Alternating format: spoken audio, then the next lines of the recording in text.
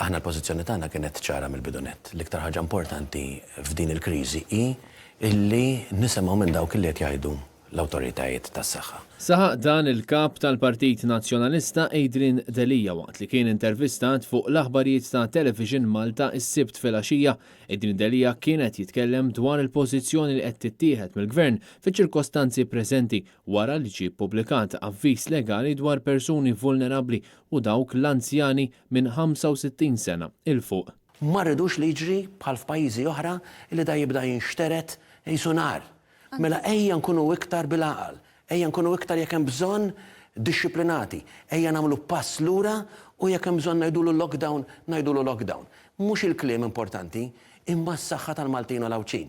Il-kap tal-Partit Nazzjonalista qal li sa ftit sigħat qabel ma ħareġ dan l-avviż legali kien hemm direzzjoni ċara ħafna mis-Supretendent tas-Saħħa Pubblika u mill-Ministru tas-Saħħa, jiġifieri li l-anzjani u dawk b'mart jew kundizzjonijiet li jpoġġuhom f'qagħda aktar vulnerabbli għandhom jibqgħu ġo djarhom. Iżda fi ftit sigħat wara li ġie spjegat lill-anzjani tagħna kemm importanti li dawn jibqgħu id-dar, il-Prim Ministru ħareġ jinsisti li dan mhux lockdown. U iva, jekk hemm bżonn isir lockdown iktar strett, isir.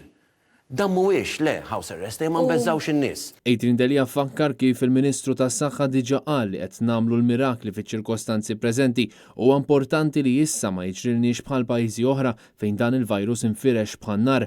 Mistoqsi x'jaħseb dwar il-lif tal-kwarantina għal dawk li jgħixu ma' dawn il-persuni vulnerabbli, Adrian Delija qal li dan għandu jagħmel tajjeb għalih il-Gvern. Jekk ikun hemm il-ħtieġa ta' ordni u kien hemm, allura dik l-ordni jekk inti ħassegwiha ma tistax dbati il-konsekwenza finanzjarja inti, irrid jissapportija il-Gvern. Adrian Delija qal li din mhix kwestjoni ta' kliem, imma ta' kif se nagħmlu dak kollu li jeħtieġ biex nissalvagwardjaw is-saħħa tal-Maltin u l-Awċin.